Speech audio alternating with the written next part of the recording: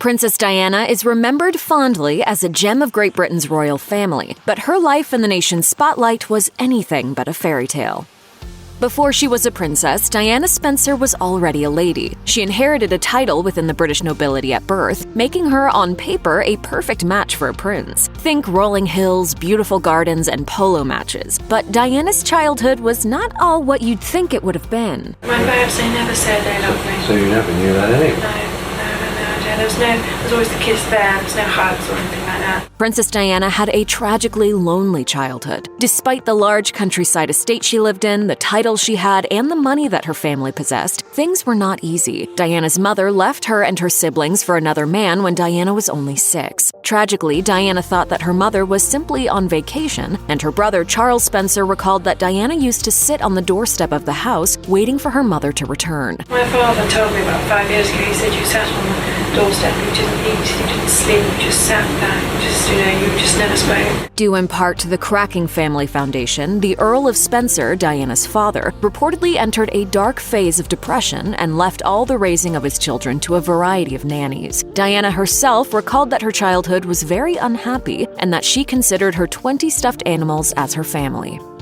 Imagine marrying someone you've only ever met a dozen times. The thought's enough to make us shudder, but that was the reality for Diana Spencer. Princess Diana and Prince Charles met just 12 times before they got married. So how did that happen? Well, Diana and Charles met when they were 16 and 29 respectively, as Charles was close to Diana's older sister at the time. By the time it'd been decided that Diana was to be a romantic interest of the prince's, she was caught up in the whirlwind, but her married life with Charles would be anything but happy. Tragically, much of her struggles in the marriage would play out in the public eye. My husband and I had to keep everything together because we didn't want to disappoint the public.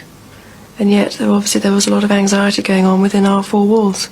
The British tabloids are infamous for their intrusive tactics, and when Diana Spencer emerged, they were obsessed with her. Diana was just 19 when she and Prince Charles became an item. She was living in London at the time, working as a part-time teacher, and the press went absolutely crazy. In a 1995 interview with the BBC, Diana recalled how she initially took the press attention as being a result of her husband's good reputation and status. She said, "It took a long time to understand why people were so interested in me, but I assumed it was because my husband had done a lot of wonderful work leading up to our marriage and our relationship." As she later discovered, the press's relationship with the couple was much more parasitic than benign. But then during the years, you see yourself as a good product that sits on a shelf and sells well.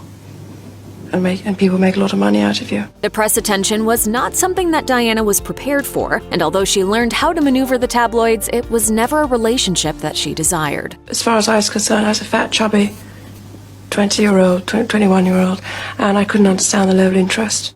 Even if you're not a fan of the royal family, you know that there are protocols they have to follow. There's a lot to learn, and Diana Spencer was left to figure it out on her own. Diana recalled in an interview with the BBC that she was pretty much abandoned by the royal family and had to learn the ropes without guidance. It was isolating, but it was also a situation where you couldn't indulge in feeling sorry for yourself. You had to either sink or swim. When asked if there was a time in her life as a royal that forced her to learn on the go, Diana said that her royal tour of Australia and New Zealand changed just about everything. By the end of that trip, she said she was, quote, a different person. I realized the sense of duty, the level of intensity of interest, and the demanding role I now found myself in. Needless to say, it seems like things would have been a lot less painful if her husband had offered more help. Princess Diana was still a teenager when she and Prince Charles became a couple, and not only was she followed by pretty much every camera in Great Britain, but her sense of self and her relationship with food drastically changed. Diana is reported to have lost an extreme amount of weight before her wedding, going from a 27-inch waist to a 23-inch waist, and she quickly developed bulimia. Her eating disorder has been linked to her sense of isolation as well as her deteriorating relationship with Prince Charles, and she later spoke about it with the BBC. When no one listens to you, or you feel no one's listening to you, all sorts of things start to happen. For instance, you have so much pain inside yourself that you try and hurt yourself on the outside. Diana said that people around her saw her cries for help as attention-seeking, but all she wanted was to get better. I didn't like myself. I was ashamed that I couldn't cope with the pressures. Possibly the worst-kept secret throughout Princess Diana's marriage to Prince Charles was his infidelity. Charles and Camilla Parker Bowles had been together for years, and although she was not the ideal person for him to marry in the eyes of the royal family, their relationship continued. So it really should come as no shock that Diana fell into the arms of another man, and that just so happened to be her security guard. Diana and her bodyguard, Barry Manicky, were rumored to have a serious romantic relationship. Diana was even recorded saying that she would be, quote, quite happy to give all this up and to just go off and live with him. And he kept saying he thought it was a good idea too. Manicky was removed from Diana's security detail in 1986 and died in 1987 during a motorcycle accident. At the beginning of their marriage, Princess Diana and Prince Charles looked like they were living the fairy tale dream. Who wouldn't want to marry a prince? But the romantic situation that looked amazing from the outside was really just filled with two people who had nothing in common. And former royal household employee and relationship expert Karen Mooney shared that the couple was doomed from the start. Mooney told The Sun, "They had nothing in common. She was in awe of him and he was the Prince of Wales. It was a bit like a fairy tale for her, but of course it ended up being completely the reverse." Princess Diana and Prince Charles's marriage ultimately came to a tragic end. After a lengthy separation, they finally got divorced, but that came with some immense losses for Diana. For one thing, much of the security and privacy that Diana had been granted as a royal were taken away. She was stripped of her royal title, her pride certainly took a hit, and her public dignity was in tatters. For starters, there was the matter of her royal title. Diana was formerly known as Her Royal Highness, the Princess of Wales. When she got divorced from Charles, he made a point of stripping her title away from her. This hurt for a number of reasons. First, Queen Elizabeth reportedly was fine with Diana keeping her title, but it was Charles who pushed for her to give it up. Second, it meant that Diana would have to curtsy to her ex-husband, the royal family, and to her sons. Ouch. As part of the divorce repercussions, Diana also lost her police protection. She was only protected while attending public events, but she was essentially at the whim of any danger that came her way.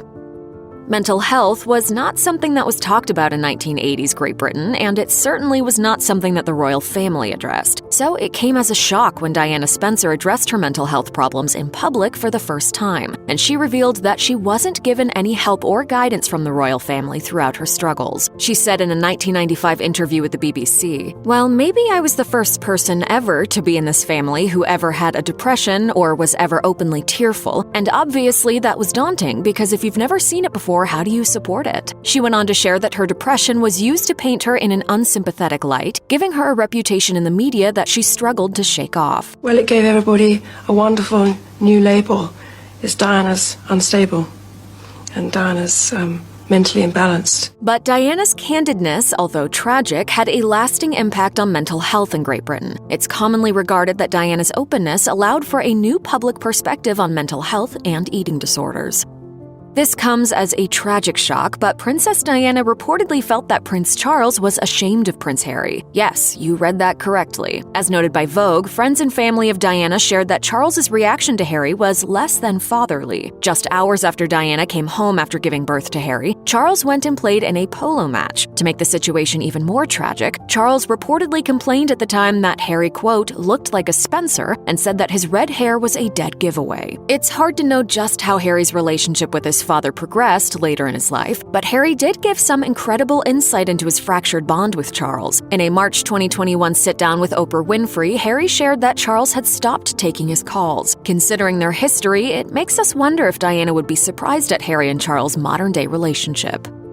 In 1995, Diana Spencer turned to the press to share the darker side of her fairy tale story, and the results scandalized a nation. The sit-down interview that she did with the BBC still marks one of the most expository admissions against the royal family, and Princess Diana really did not hold back. She talked about her mental health, her eating disorder, and the struggles she faced within the royal institution, including Charles' adultery. Well, there were 3 of us in this marriage, so it was a bit crowded. The interview marked one of the saddest parts of Diana's life as she faced the media alone. Perhaps what makes Diana's 1995 interview that much more tragic are the parallels between it and the interview that Prince Harry and Meghan Markle did with Oprah Winfrey in 2021. After abuse from the British tabloids and eerily similar treatment from the royal family, Harry and Meghan stepped back from their roles and leveled some very serious claims about racism and favoritism within the royal family. Touching back on what you were asking, what my mum would think of this, I think she saw it coming. Princess Diana's life really began to unravel in the latter half of the 1990s. She gave the expository interview with the BBC, her marriage came to an end, and unfortunately, she experienced a tragic falling out with her son, Prince William. As noted by Vanity Fair, Diana's friend Simone Simmons shared that Diana regretted the interview because of what it did to her relationship with William. Simmons said of William's interview reaction, "William was absolutely livid. Of course, it was in all the papers, and William told me he was teased at school because of it. He felt really bad for his mom because of what she had gone through, but he was furious with her." Simmons also shared that Diana only told William about the interview after it had been recorded, leading to more tension between them. Simmons shared, "The weekend after it went out, they had a big row at Kensington Palace. William was furious and Diana was distraught. I was there the day after she spoke to him, and Diana was in a terrible state." Princess Diana's storied and difficult life came to a tragic end when she was killed in a car crash on August 31st, 1997. She was just 36 years old. At the time of the accident, Diana was in Paris, France, accompanied by her boyfriend, Dodi Fayed, her bodyguard, and her driver, Henri Paul. The four were rushing through a tunnel trying to escape paparazzi when the car collided with a pillar. Fayed and Paul were found dead at the scene, and Diana was pronounced dead at 6 a.m. that morning after having been transported to the hospital. Her bodyguard, Trevor Rees-Jones, survived after enduring serious injuries. The world went into a state of shock in reaction to the news. Flowers began to pile up in front of Buckingham Palace the following morning, and hundreds of mourners gathered at Kensington Palace. The People's Princess, as Diana was often called, was survived by her two sons, Prince William and Prince Harry, who were 15 and 12 at the time.